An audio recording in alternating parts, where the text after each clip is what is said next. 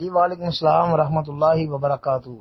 جی قضا نمازوں کے حوالے سے جو 24 گھنٹے کا وقت متعین کیا گیا ہے سوال کے اندر، تو بھائی اس کی کوئی دلیل نہیں ہے کہ یہ 24 گھنٹے کے اندر اندر اگر ادا کریں گے تو ادا ہو جائے گی، یعنی اس کی قضا جو ہے وہ 24 گھنٹے کے اندر دیں گے تو وہ نماز پڑھی جائے گی بصورت دیگر توبہ استغفار۔ نہیں بھائی، یہ بالکل بے بنیاد استدلال اور بے بنیاد بات ہے، یہ صحیح نہیں ہے۔ صحیح بات کیا ہے کہ جناب نبی کریم صلی اللہ علیہ وآلہ وسلم کی سنت اور حدیث کے مطالعے سے یہ بات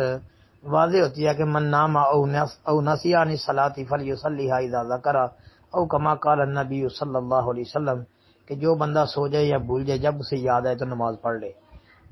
ایک آدھے دن کی اگر نمازیں کسی انسان کی رہ جاتی ہیں، مثلا آج جمعرات کو کوئی بندے کی ایک نماز یا دو نمازیں رہ گئی، وہ سویا رہ گیا یا بھول گیا، اس نے نہیں پڑھی، تو دوسرے دن تیسرے دن اس کے ذہن میں آیا ہے تو وہ پڑھ سکتا ہے انشاءاللہ، اس میں کوئی حرج والی بات نہیں ہے۔ لیکن یہ جو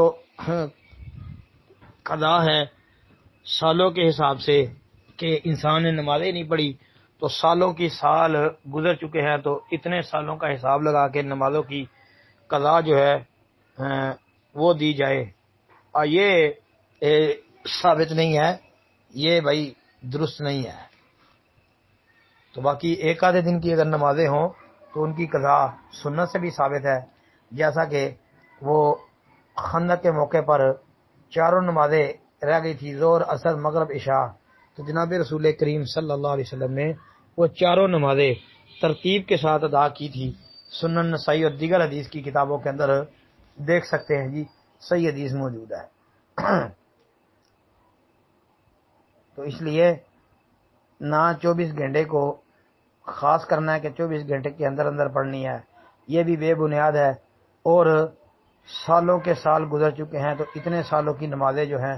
ان کو حساب لگا کے تو پھر ان کی قضا دینا یہ بھی بے بنیاد ہے۔ بندے کو اگر یاد آ جائے کہ یار میری کل ایک نماز رہ گئی تھی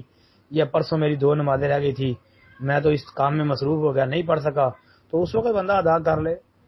جی السلام علیکم ورحمۃ اللہ وبرکاتہ۔